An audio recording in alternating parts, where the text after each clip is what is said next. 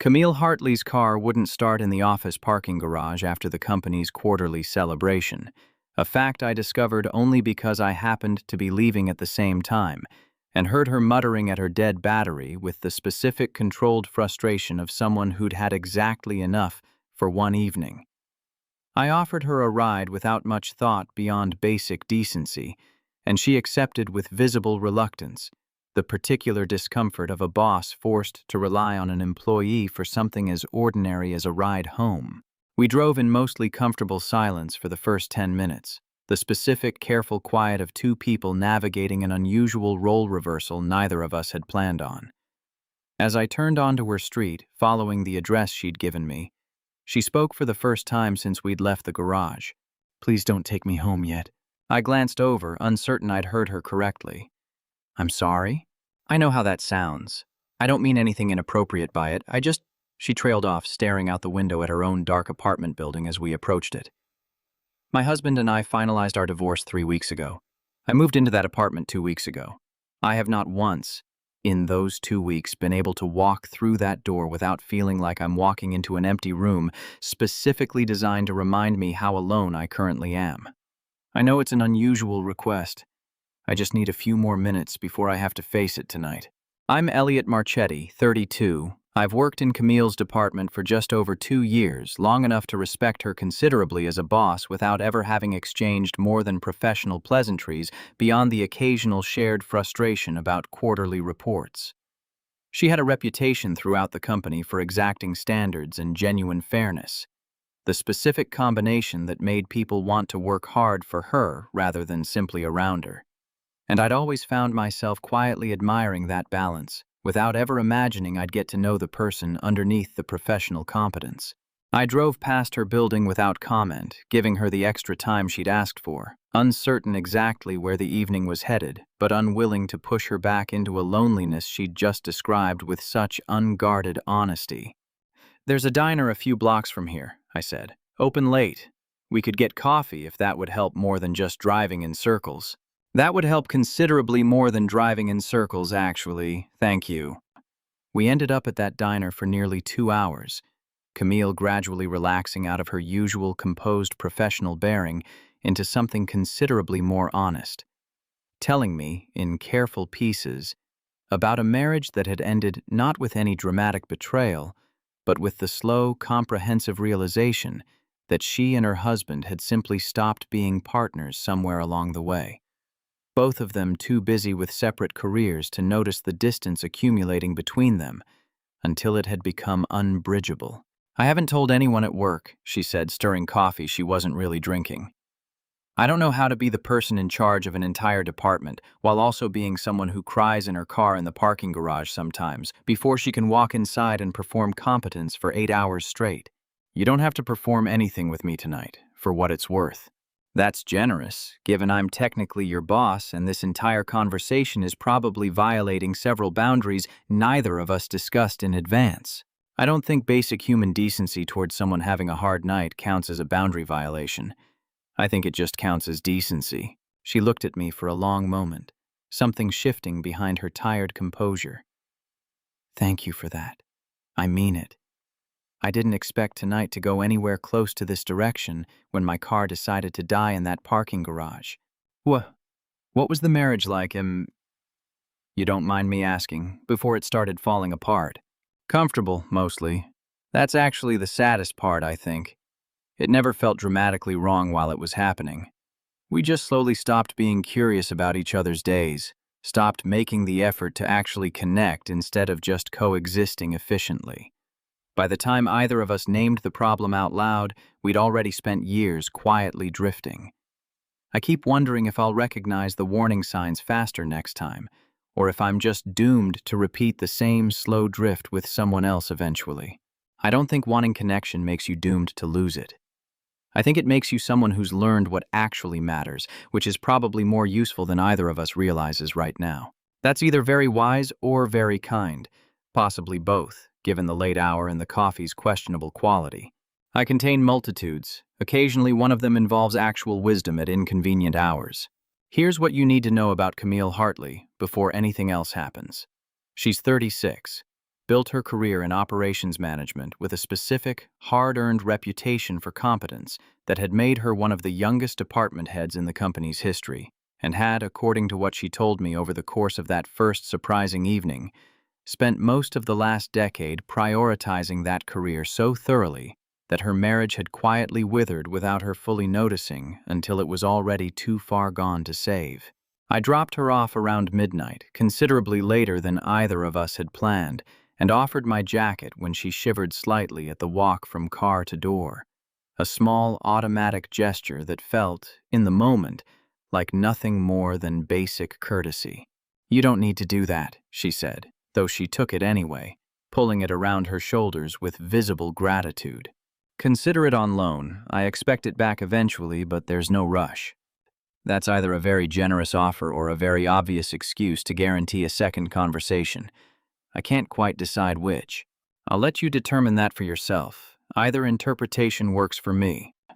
She laughed at that, the first fully unguarded sound I'd heard from her all evening, and disappeared into her building with my jacket still around her shoulders, leaving me sitting in my car for a solid 2 minutes afterward, turning over the entirely unexpected evening I'd just had with a woman I'd previously known only as a competent, somewhat distant department head.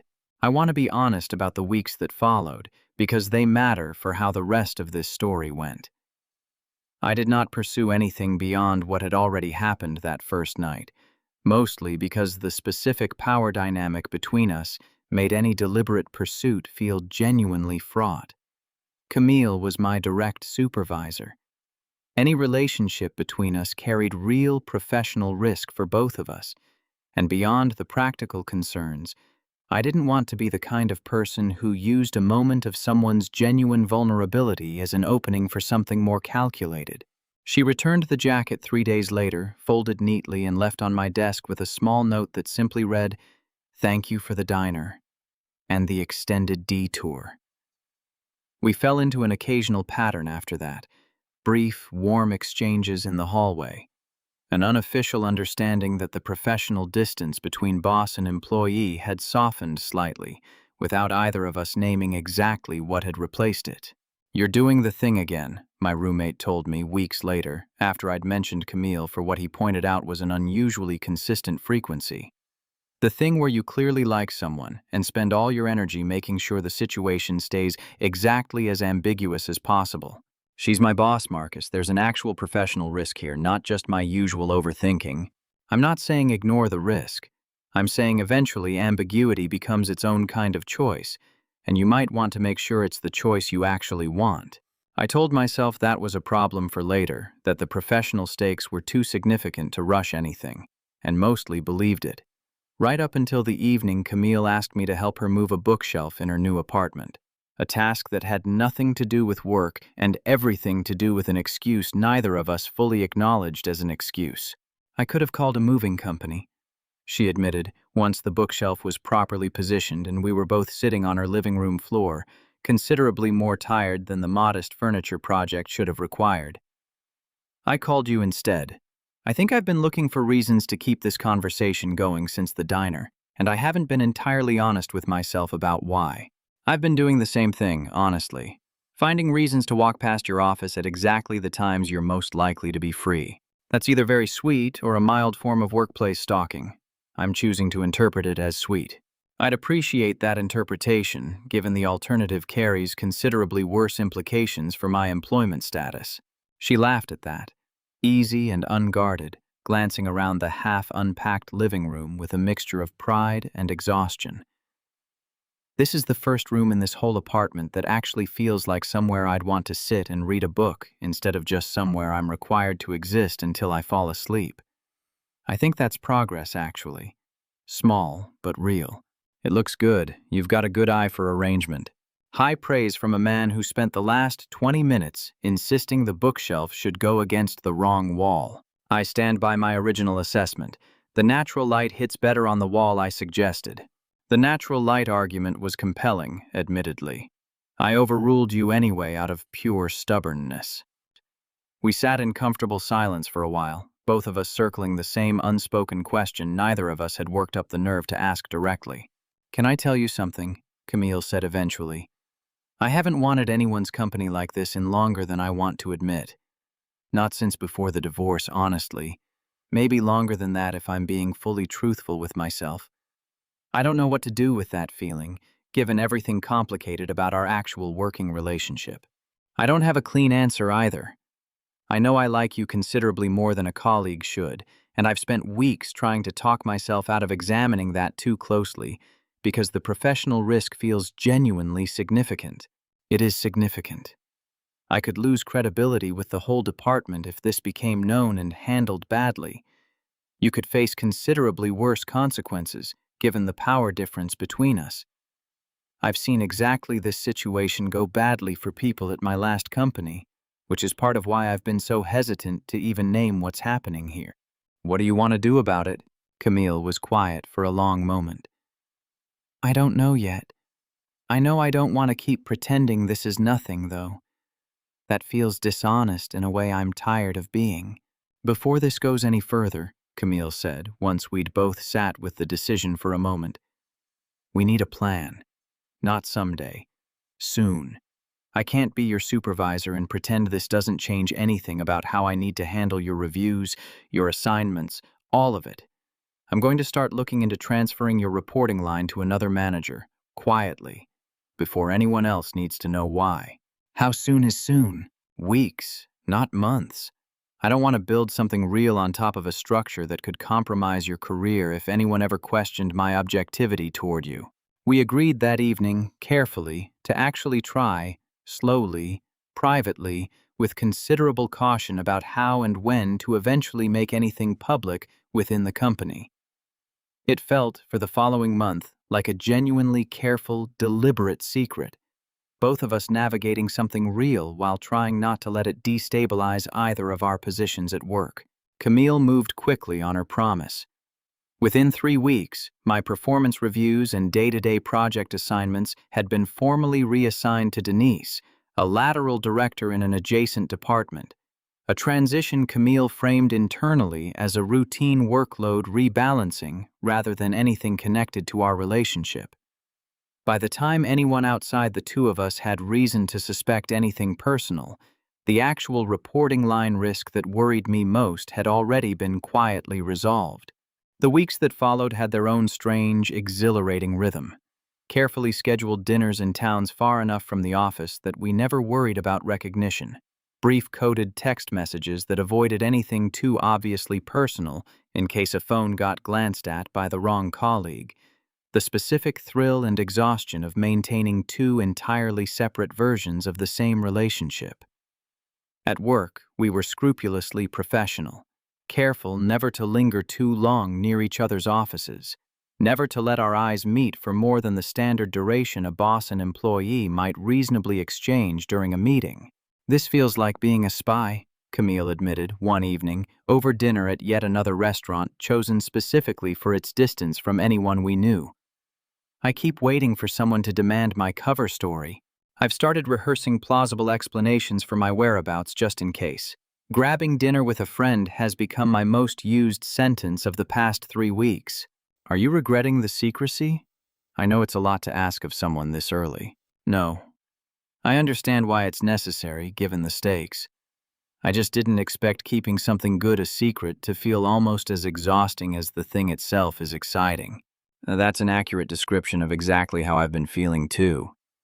I keep telling myself it's temporary, that eventually we'll figure out the right way to be honest about this, without either of us losing something we've worked hard for. We settled into it anyway, the specific pleasure of stolen weekday evenings and carefully planned weekends outweighing, for those first weeks, the underlying exhaustion of constant vigilance. I learned things about her during that stretch I hadn't expected to learn so quickly. Her specific, meticulous approach to grocery shopping, always with a handwritten list organized by store section. Her genuine, slightly embarrassing love of true crime podcasts she'd never once mentioned at the office. The particular way she went quiet and thoughtful whenever a conversation drifted toward her ex-husband. Never bitter, just tired in a way that had clearly taken real work to arrive at. He wasn't a bad person, she told me once, unprompted, during one of those quiet weekend evenings. That's actually the hardest part to explain to people. Nobody did anything wrong exactly. We just stopped choosing each other, slowly, until there wasn't much left to choose. I don't think that makes the loss any smaller. Maybe it makes it more confusing to grieve, actually, without a clear villain to be angry at. That's exactly it. I've spent months looking for someone to blame, including myself, and mostly just landed on the conclusion that some things end quietly, without anyone doing anything dramatically wrong. That's been a harder thing to accept than I expected. That careful secrecy lasted almost 6 weeks, which is roughly how long it took a colleague named Priya from accounting to spot us together at a restaurant 2 towns over, a location we'd specifically chosen for its distance from anyone who might recognize us. We'd gotten comfortable, apparently, in a way that had made us less careful than the situation actually warranted. Sitting close together, Camille's hand resting briefly on mine across the table. Exactly the kind of unguarded moment that becomes a problem the second the wrong person witnesses it. "I saw you two," Priya said to me directly, cornering me by the break room coffee machine 3 days later, her voice pitched low but carrying an edge of barely concealed judgment. "At Antonio's Saturday night. You and Camille. I wasn't going to say anything, but it's already spreading, Elliot. Denise from HR mentioned it to someone in marketing, and by Monday morning, half the department seemed to already know. How exactly does something spread that fast from one sighting? Small company, Elliot. Everyone already gossips about everyone. Add a director dating someone in her own department, and it becomes the most interesting thing anyone's talked about in months. I'm not saying it's fair. I'm saying it's already happening, whether either of you wanted it to or not." I felt something cold drop through my chest. "What exactly is spreading?" "That you're sleeping with the boss to fast-track your promotion. I know that's probably not fair, and I know you well enough to doubt it's actually true, but that's the version making the rounds, and it's not exactly discreet gossip at this point. That's a genuinely ugly version of what's actually happening. I know. I'm telling you because I'd rather you hear it from me than get blindsided by it in a meeting. For what it's worth, I don't believe it, not really. But plenty of people who don't know either of you well are already repeating it like fact." I found Camille in her office an hour later, her expression already carrying the specific tightness of someone who'd heard the same rumors through her own channels.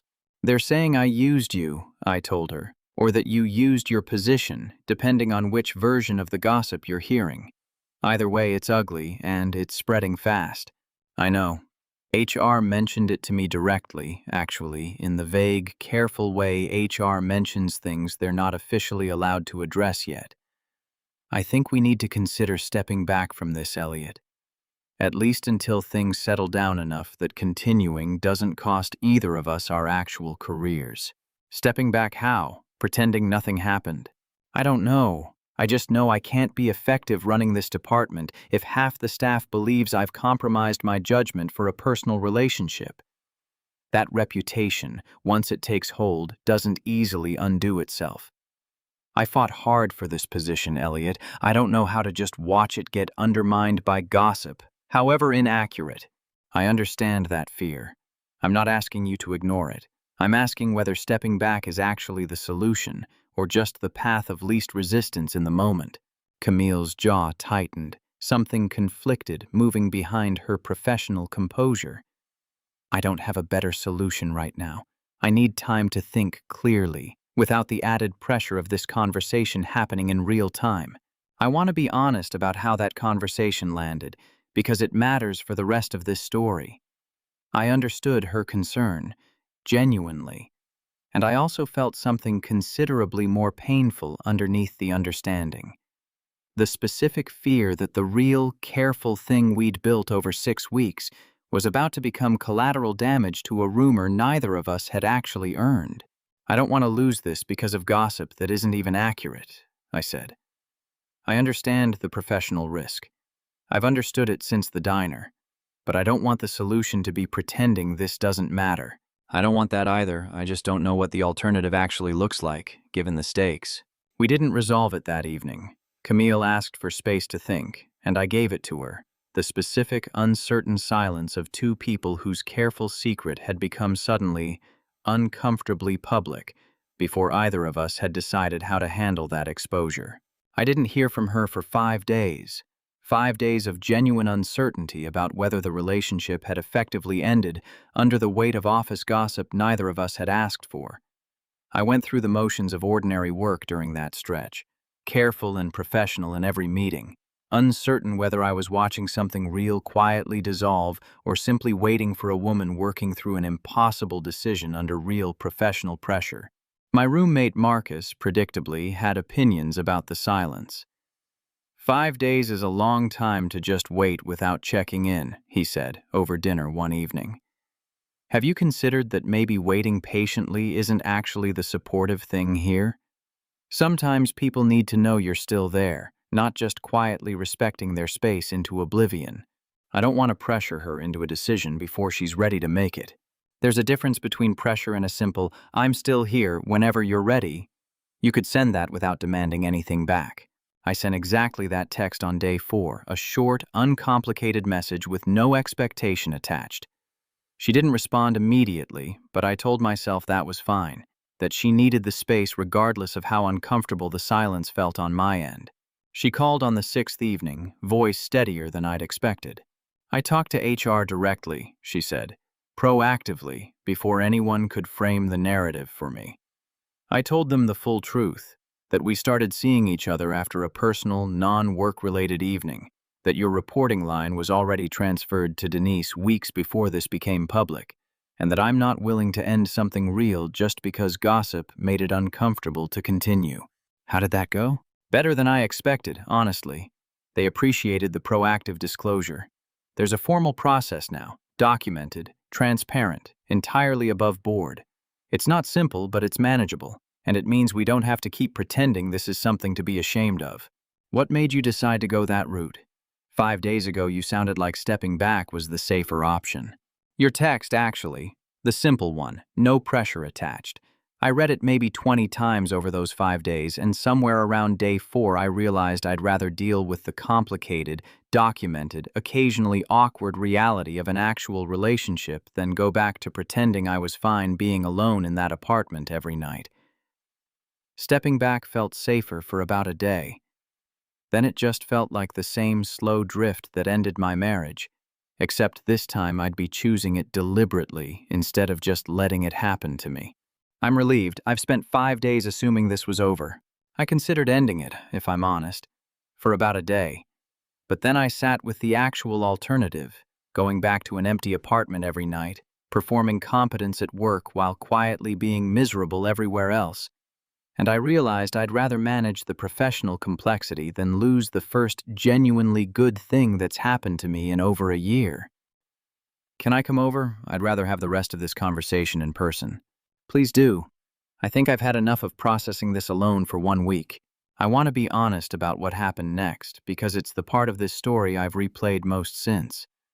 I drove to her apartment that same night, and when she opened the door, she was wearing my jacket again. The same one from that very first evening, kept, apparently, considerably longer than the polite 3 days she'd originally taken to return it. "I never gave this back properly, did I?" she said, noticing me notice it.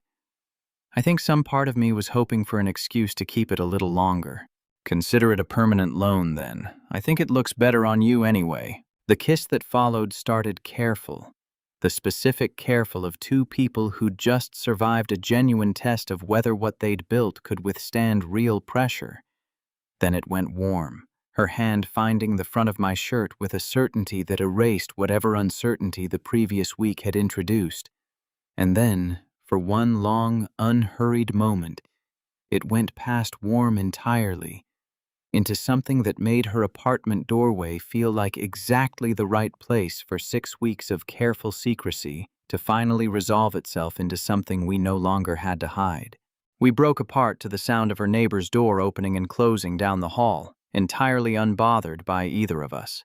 "For the record," I said, "I'm glad your car died in that parking garage." Best mechanical failure of my entire life, in retrospect. We didn't rush what came after that.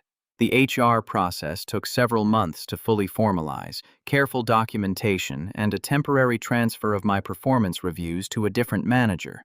both of us navigating the professional complexity with considerably more patience than either of us had expected to need. The office gossip eventually faded, replaced by newer, more interesting rumors about other people's lives. The specific short attention span of workplace speculation working, eventually, in our favor.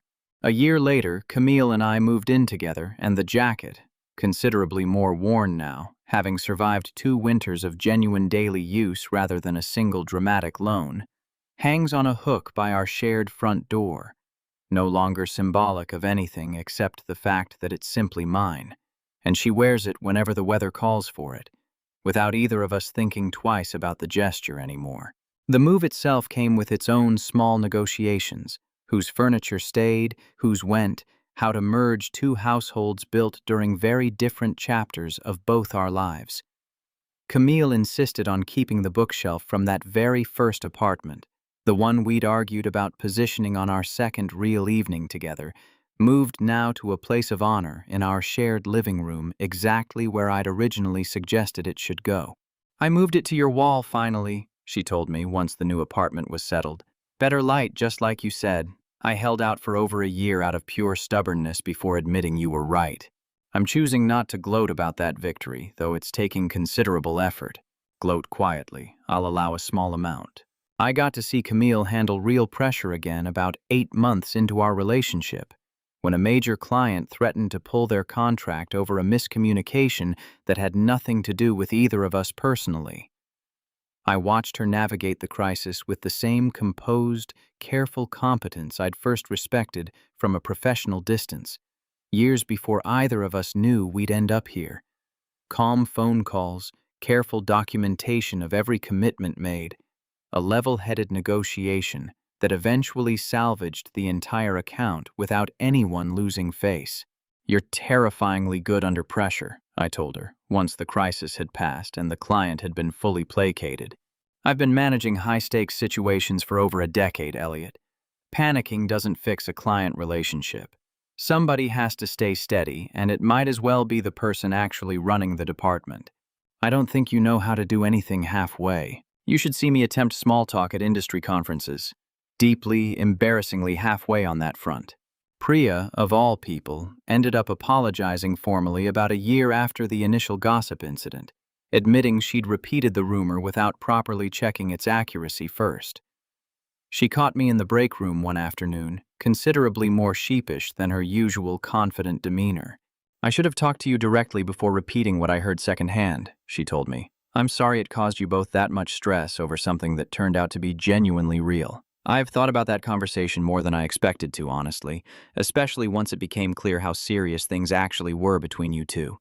Water under the bridge," I told her, and meant it, mostly because the outcome had turned out considerably better than the uncertain week that gossip had originally produced. For what it's worth, the formal HR process probably wouldn't have happened as quickly without the pressure forcing our hand.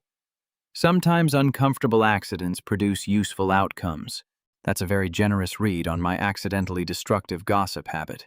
I contain multitudes. Occasionally one of them involves excessive generosity toward people who nearly derailed my relationship. Camille still keeps a framed photo on her office desk now. Nothing dramatic. Just the 2 of us at a company holiday party. A detail she'd have found unthinkable to display openly during those first careful, secretive weeks. "I like being able to just be honest about it," she told me, when I asked why she'd chosen that particular photo. "I spent too many years hiding an unhappy marriage behind professional competence. I'm not interested in hiding a genuinely happy relationship the same way." The formal HR process, once fully implemented, actually became something of a template the company used for similar situations afterward. A fact Camille finds quietly satisfying whenever it comes up in leadership meetings. "We accidentally built better policy," she told me once, genuinely amused by the outcome. 2 people trying to salvage something real ended up improving how the entire company handles workplace relationships going forward. I don't think either of us saw that coming from a dead car battery in a parking garage. I definitely didn't. I was mostly just trying to be a decent person that first night, not accidentally shape company policy. Sometimes decency has larger consequences than you expect. I'm learning to appreciate that about you, among other things. I think back sometimes to that dead car battery, the specific mundane inconvenience that started this entire story, and how easily the whole evening could have ended differently.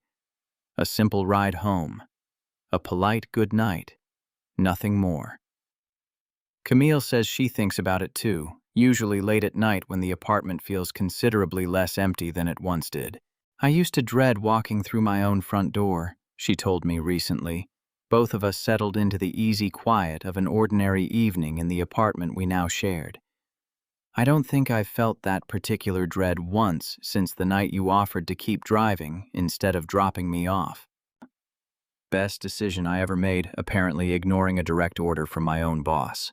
I wasn't technically your boss in that specific moment, given the car had nothing to do with company business. I'll allow the technicality. It's served us well so far. My roommate Marcus still brings up his advice from that uncertain 5-day silence whenever the story comes up at gatherings, insisting his simple suggestion about the text message deserves at least partial credit for the entire relationship's survival. I basically saved this whole thing, he tells people, with the specific confidence of a man who genuinely believes his own contribution outweighed everything else that happened.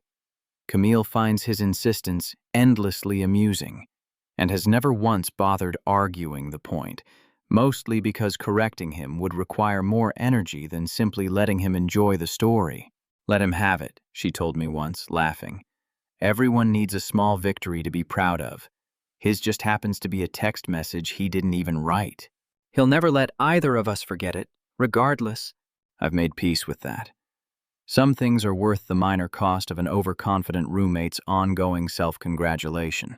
What would you have done if a broken-down car turned into the realest thing that ever happened to you?